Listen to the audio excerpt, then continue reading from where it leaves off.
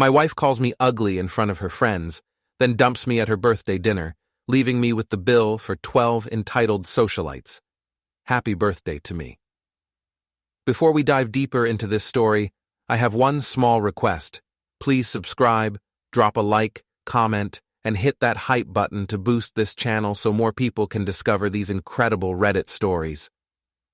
Jack, honey, Celeste said, her voice dripping with fake sweetness as she leaned back in her chair at Romano's, the most expensive restaurant in downtown Portside. Why don't you tell everyone what you do for work again? I should have seen it coming. The way her friends Lila and Olivia were smirking, phones ready. The way her brother-in-law, Victor Spence, sat there in his $1,000 suit, swirling his wine like he owned the place, which, knowing Victor's real estate empire, he probably did. I'm a city utilities engineer, I said, cutting into my overpriced steak. I keep the lights on and the water running. How quaint, Victor said, not bothering to hide his sneer. Manual labor, essentially. Someone has to do the real work while you shuffle papers and screw people out of their homes, I replied, keeping my voice level. The table went quiet. Celeste's face flushed red, but not from embarrassment, from anger. Jack, she hissed. Victor is family. Victor is a parasite who married your sister for her trust fund.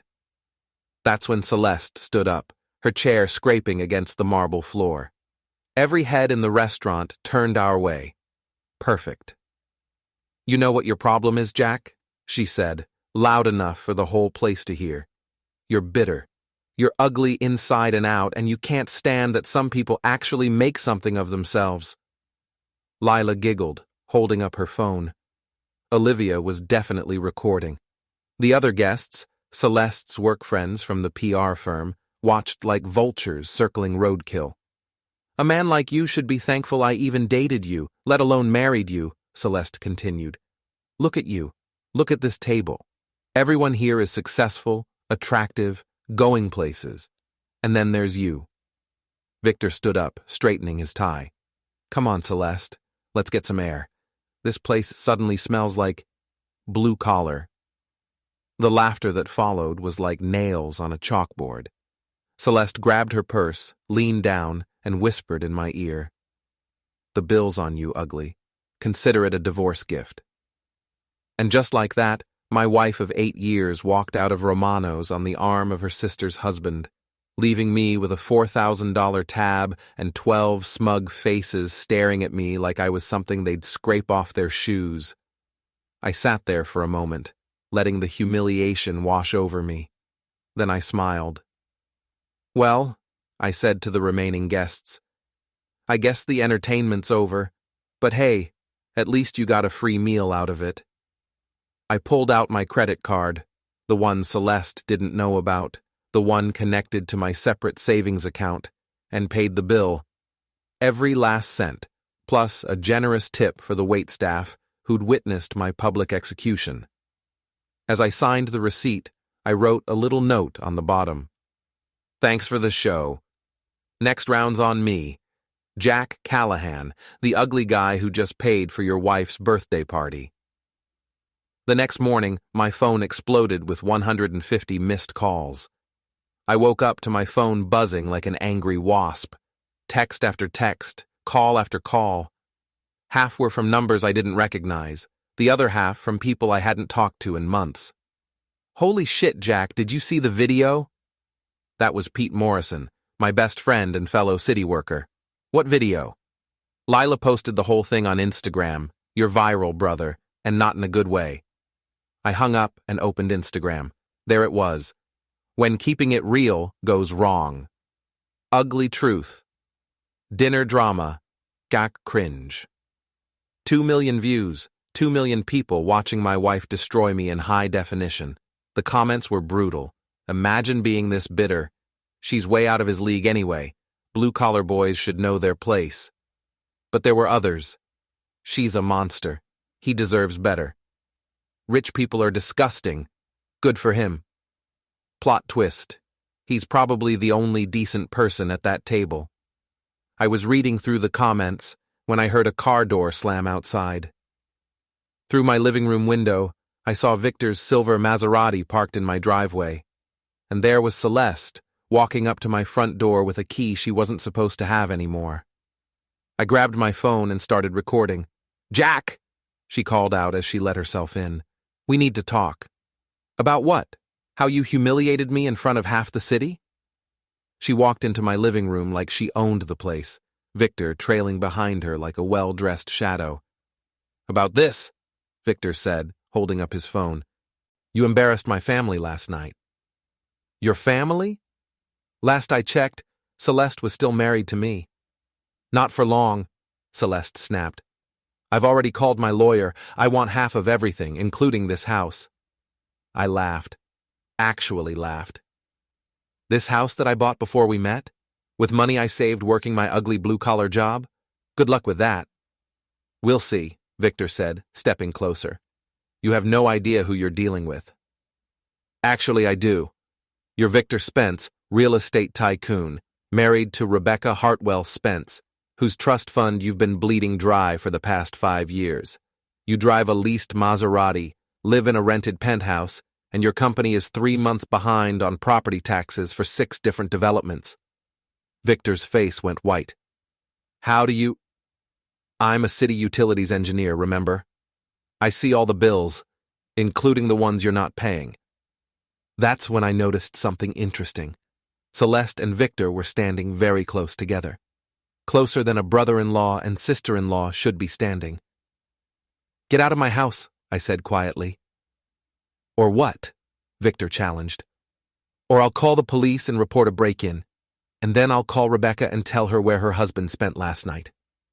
They left, but not before I got some very interesting footage through my window of Victor's hand on Celeste's ass as they walked to his car. That afternoon, I drove to the city records office. Mrs. Dorsey was watering her roses when I got home from the records office. My 70-year-old neighbor had lived on Maple Street for 40 years and saw everything that happened in our little corner of Portside. "Jack, honey," she called out, "I saw that awful video. I'm so sorry." "Thanks, Mrs. D. Hey, can I ask you something? Have you seen Celeste around here lately? When I wasn't home?" Her face darkened. "Oh, honey, you don't want to know." "Actually, I do." She set down her watering can and walked over to the fence between our yards. "Last Tuesday, around 2 in the afternoon, that fancy car pulled up and she got out with some city slicker in an expensive suit. They were all over each other before they even got to your door." "Victor, of course." "They were in there for about 2 hours, Mrs. Dorsey continued. "And honey, I hate to tell you this, but the sounds coming from your bedroom, well, let's just say they weren't discussing real estate." My hands clenched into fists. "How long has this been going on?" "At least 3 weeks that I've seen. Maybe longer." 3 weeks. While I was working overtime to pay for her birthday party, she was screwing her sister's husband in our bed. That evening, Pete came over with a 6-pack and a sympathetic ear. "So, what's the plan?" he asked, settling into my couch. "What makes you think I have a plan?" "Because I've known you for 15 years, and you always have a plan. Remember when Supervisor Brantley tried to fire you for that water main incident? You didn't get mad, you got even. Had him transferred to the sewage treatment plant within a month." I smiled. Pete knew me too well. "Victor's got a weakness," I said. "He's all image, no substance. His whole life is built on other people's money and his reputation. Take away the reputation, and the money follows," Pete finished. "What do you need?" "Access to the city utility database, specifically the commercial accounts." "Jack, I can't—" "Not asking you to do anything illegal. Just need to confirm some public information. Property taxes, utility bills, business licenses, all stuff that's technically available to any citizen who asks." Pete grinned. "You're going to destroy him, aren't you?" "I'm going to let him destroy himself. I'm just going to expedite the process." The next morning, I called in sick to work and drove to Celeste's downtown apartment. She'd moved out 2 months ago, claiming she needed space to think. Now I knew what she'd really needed space for. I parked across the street and waited. At 10:30 a.m., Victor's Maserati pulled up.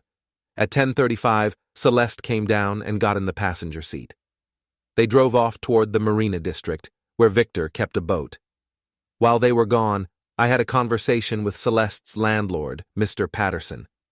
Turns out Celeste was 3 months behind on rent, and Victor had been paying her bills with checks that kept bouncing.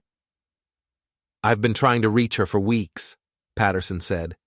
"If she doesn't pay up by Friday, she's out." "What if someone were to pay her back rent?" I asked. Hypothetically. Hypothetically, that someone would have my eternal gratitude. I wrote him a check for $6,000. "Why would you do this?" he asked. "Because I want her to stay exactly where she is for the next 2 weeks. Can you do me a favor and not tell her who paid?" He nodded, understanding passing between us. That afternoon, I went shopping, not for groceries or clothes, but for information. I visited 3 different bars where Victor liked to drink, 2 restaurants where he took his business meetings, and the marina where he docked his boat. Amazing what people will tell you when you buy them a drink and let them complain about their problems. From Tony at the Harbor Grill, "That Spence guy, he's been running tabs all over town. Word is his credit cards are maxed out." From Maria at the Marina office, "His boat registration expired 6 months ago. We've been trying to collect the fees, but his checks keep bouncing." From Dave, the bartender at Murphy's, "He was in here last week with some blonde. Not his wife. I know Rebecca. This one was younger, prettier. They were all over each other. Made me sick." By evening, I had a complete picture of Victor Spence's financial situation. The man was broke, living on borrowed time and other people's money. His real estate company was a shell game, moving money between accounts to avoid creditors. His marriage to Rebecca was the only thing keeping him afloat, and if she ever found out about Celeste, I called Pete. "Remember that favor you owe me from the Brantley situation?" "Yeah." "Time to collect." Friday evening, Victor was hosting a party at the Portside Yacht Club. I knew because Lila had posted about it on Instagram, tagging all her friends, including Celeste. Exclusive marina party with the beautiful people. Yacht life, blessed. Pete and I sat in his truck across from the marina, watching the beautiful people arrive in their expensive cars and designer outfits. "You sure about this?" Pete asked, adjusting the city utilities uniform he'd borrowed from work. "Trust me, we're not doing anything illegal, just a routine inspection." At 8 p.m., we walked up to the yacht club's main electrical panel, which was conveniently located outside the building. Pete had brought his official city utilities toolkit and clipboard. "Excuse me," the valet said as we approached. "This is a private event." "City utilities," I said, showing my badge. "We've had reports of power fluctuations in this area. Need to check the main panel." The valet looked confused but stepped aside.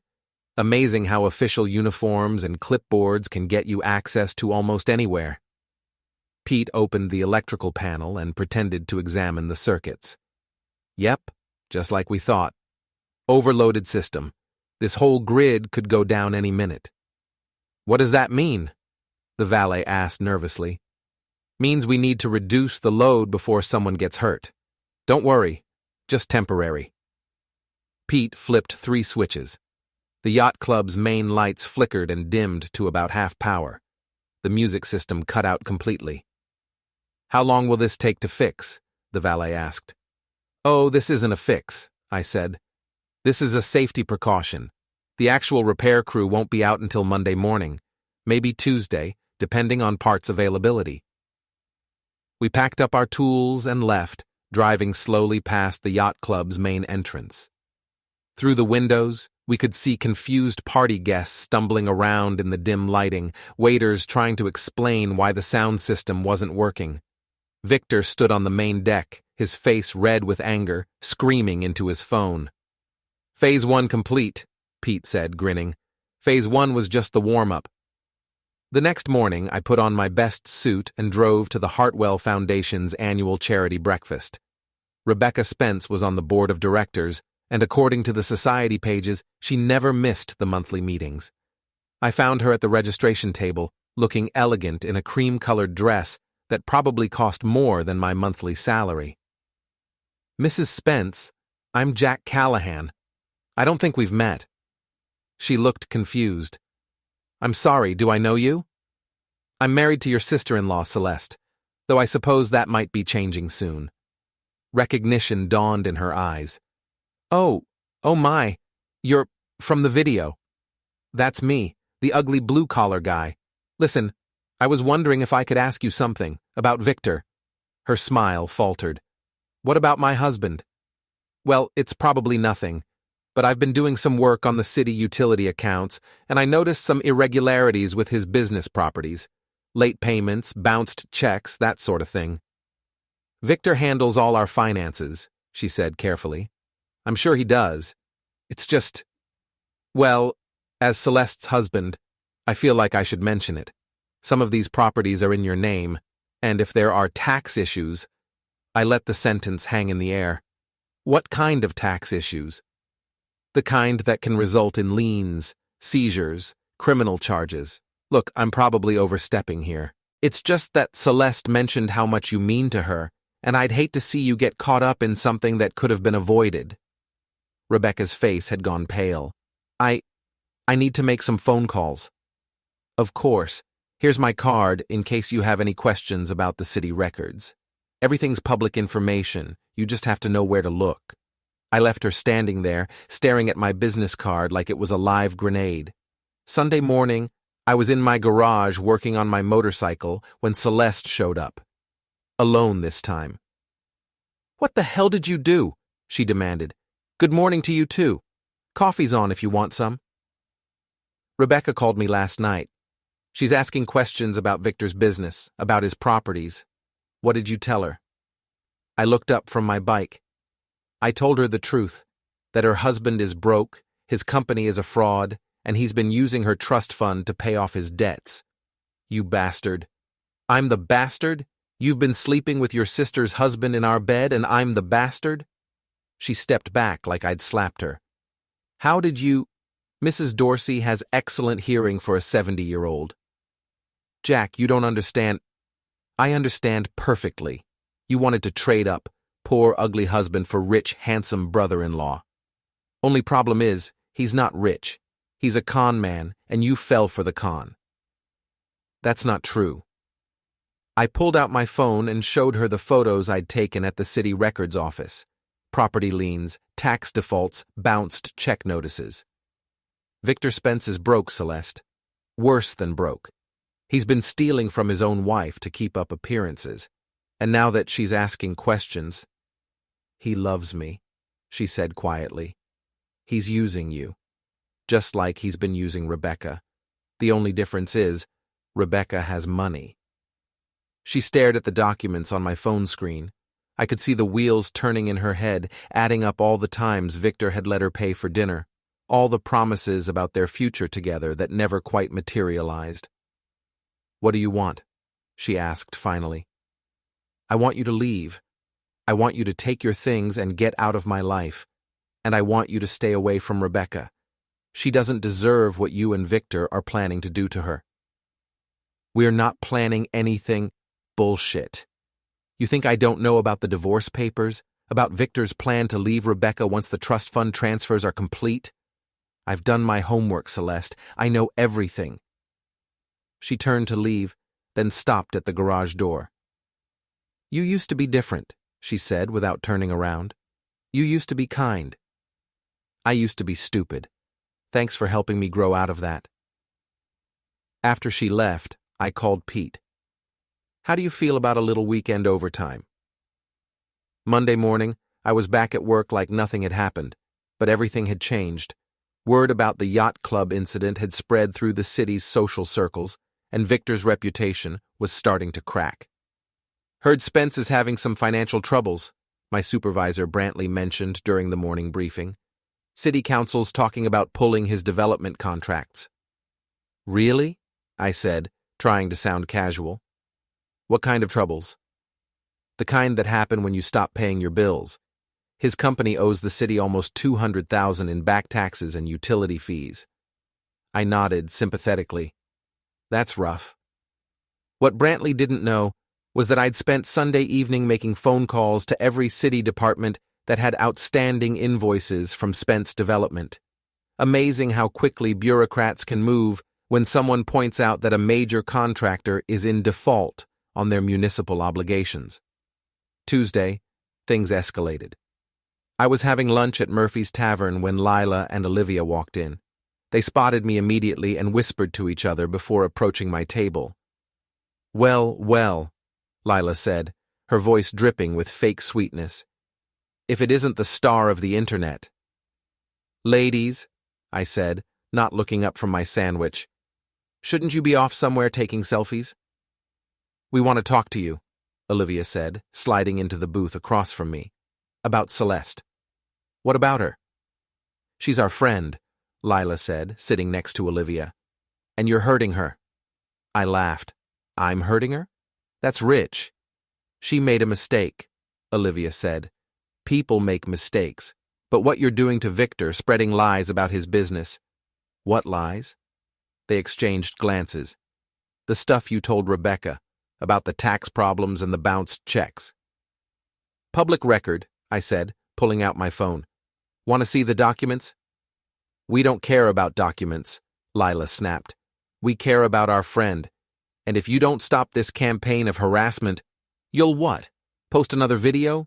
Go ahead. I'm sure your followers would love to hear about how you're defending a cheating wife and her broke boyfriend. Victor isn't broke, Olivia said, but her voice lacked conviction. Really? When's the last time he picked up a check? When's the last time he paid for anything without using Rebecca's credit cards? They didn't answer. Here's some free advice, I continued. Find better friends, because the ones you have are going down, and they're going to take anyone stupid enough to defend them down with them. I left money on the table and walked out, leaving them sitting there with their mouths open. Wednesday evening, Victor finally came to see me, alone this time, and not looking nearly as confident as he had a week ago. I was in my driveway, washing my truck, when his Maserati pulled up.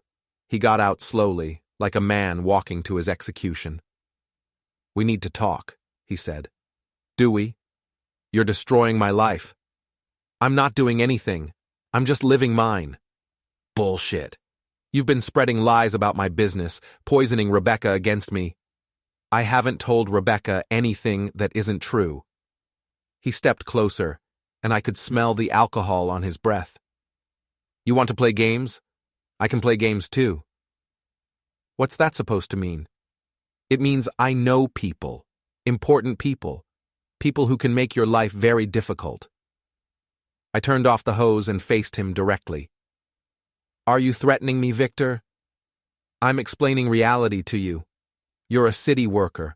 I'm a businessman with connections throughout this town. If you don't back off, I'll have you fired. I'll make sure you never work in this city again. Interesting theory. There's just one problem with it. What's that? Your connections are broke too. The mayor? He owes my union a favor for supporting his last campaign. The city council? Half of them are pissed at you for defaulting on your contracts. Your business partners? They're already distancing themselves from you. Victor's face was getting red. You think you're so smart. I think I'm smarter than you. And I think you're about to find out just how smart. What's that supposed to mean? I smiled. Rebecca filed for divorce this morning. She's also filing fraud charges against you for forging her signature on loan documents. The FBI's Financial Crimes Unit is very interested in your business practices. The color drained from his face. You're lying.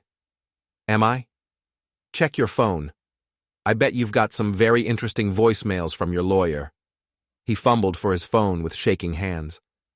I watched his expression change as he listened to his messages. How? He whispered. I told you. I'm a city utilities engineer.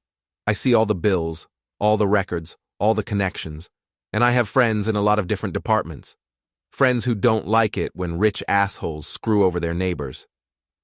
This isn't over, he said, backing toward his car. Yeah, it is. It's been over since the moment you walked into Romano's and decided to humiliate me in front of half the city. You just didn't know it yet. He drove off, tires squealing. Thursday morning, Pete called me at work. You need to see the news, he said. I pulled up the local news website on my computer. The headline made me smile. Local real estate mogul arrested on fraud charges.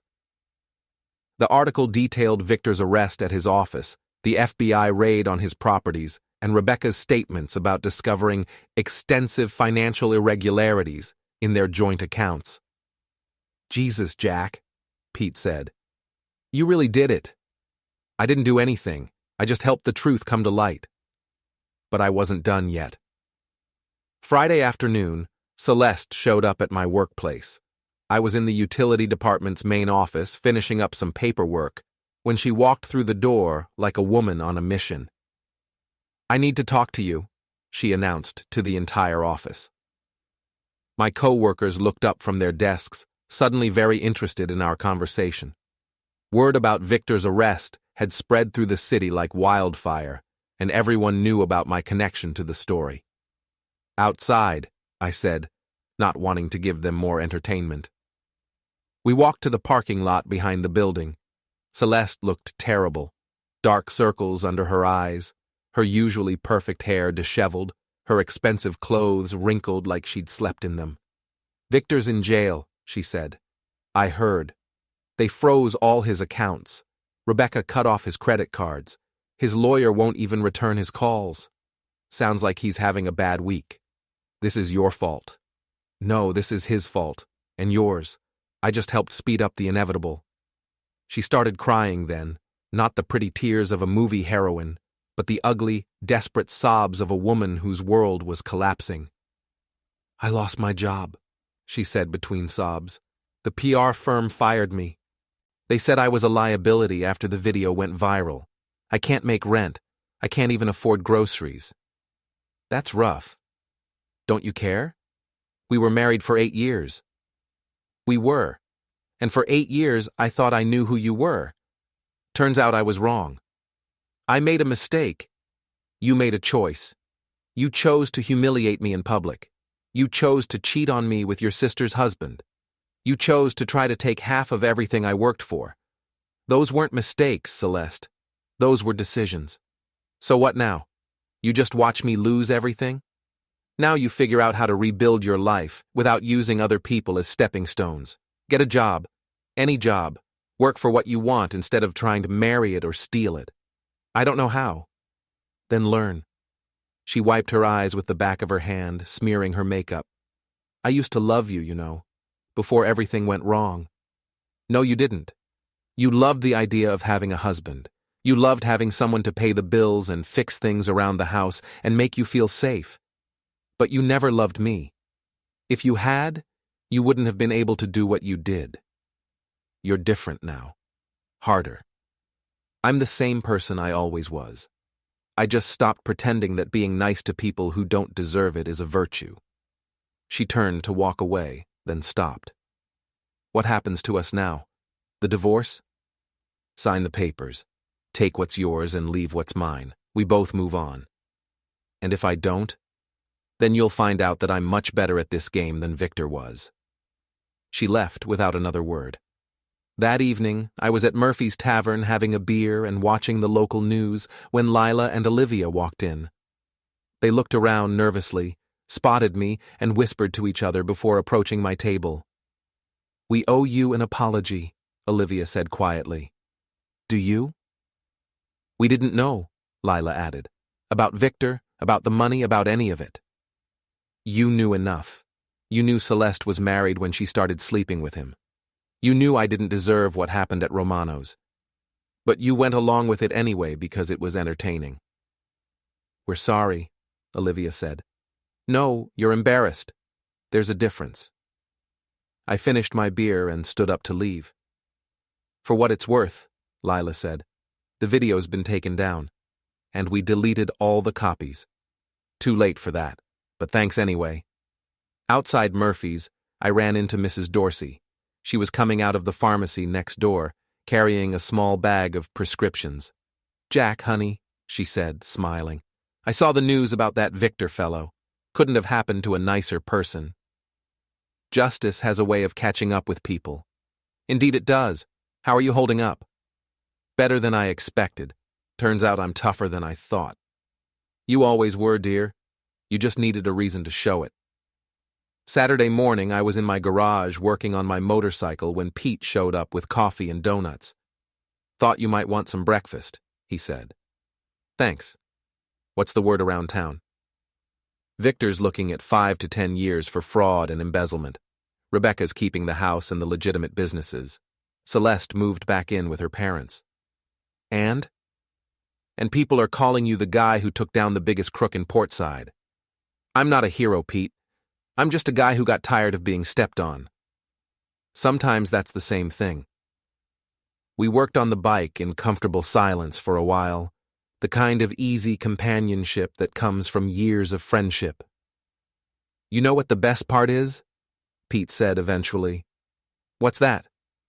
"Victor thought he was better than you because he had money and wore expensive suits. But when it mattered, when everything was on the line, you outplayed him using nothing but your brain and your knowledge of how the system really works. The system's not that complicated. Most people just don't bother to learn how it works. Most people aren't as smart as you. Most people don't have to be. They're not married to sociopaths." Sunday evening, I was sitting on my front porch, watching the sunset and enjoying the quiet, when a car pulled up. Not Victor's Maserati this time, but a modest Honda Civic. Rebecca Spence got out and walked up my driveway. She looked older than when I'd met her at the charity breakfast, worn down by the events of the past week. "Mr. Callahan, I hope you don't mind me stopping by." "Not at all. Please sit down." She settled into the chair next to mine, looking out at the street. "I wanted to thank you," she said quietly. "For what?" "For telling me the truth. About Victor, about the money, about everything. I'm sorry it had to happen this way." "Are you? Really?" I thought about it. "No, I guess I'm not. You deserve to know who you were married to." 23 years, she said. 23 years of marriage, and I never suspected. I feel so stupid." "You're not stupid. You're trusting. There's a difference." "Is there? Because right now it feels like the same thing." We sat in silence for a few minutes, watching the last light fade from the sky. "What will you do now?" I asked. "Start over, I suppose. I'm 45 years old and I have to figure out who I am without him." "You'll be fine. You're stronger than you think." "How do you know?" "Because weak people don't survive what you just went through. They fall apart. You're still standing." She smiled for the first time since she'd arrived. "You're right. I am still standing." After she left, I went inside and poured myself a glass of whiskey. The good stuff. The bottle I'd been saving for a special occasion. My phone buzzed with a text message. From Celeste. "I signed the papers. My lawyer will send them to yours tomorrow." I deleted the message without responding. Monday morning, I went back to work like nothing had happened. Because for me, nothing had. I was still Jack Callahan, city utilities engineer. I still kept the lights on and the water running. I still lived in the same house, drove the same truck, drank at the same bar. The only difference was that now everyone knew what I'd always known, that I was tougher than I looked, smarter than they thought, and not nearly as nice as they'd assumed. At lunch, I stopped by Romano's, the same restaurant where it all started a week ago. "Table for one?" the hostess asked. "Actually, I'd like to speak to the manager." She looked nervous. "Is there a problem?" "No problem. I just wanted to settle an account." The manager, a thin man in his 50s, came out looking worried. "Mr. Callahan, how can I help you?" "I wanted to make sure you received payment for last Friday's dinner, the birthday party." "Oh, yes, sir. Your credit card went through without any issues." Good. And I wanted to give you this. I handed him an envelope containing $500 in cash. For your staff. They handled a difficult situation with a lot of professionalism. His expression changed from worry to surprise. That's very generous, sir. They earned it. Oh, and one more thing. I'd like to make a reservation for next Friday. Same table, same time. Of course, sir. How many will be in your party? I smiled. Just me. Friday evening I sat at the same table where Celeste had destroyed me a week ago. I ordered the same meal, drank the same wine, and watched the same crowd of beautiful people pretend their lives were perfect. But this time, I was alone by choice. This time, I was the one in control. The waitress, a young woman named Sarah, who'd witnessed my humiliation the week before, approached my table carefully. Is everything satisfactory, sir? Perfect, I said. Absolutely perfect. As I finished my meal, I thought about the events of the past week. Victor was in jail, facing years in prison. Celeste was broke, unemployed, and living with her parents. Rebecca was free to start a new life without a lying, cheating husband. And me?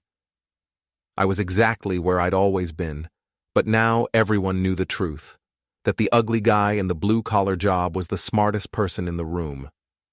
I paid my bill, left a generous tip, and walked out of Romano's with my head held high.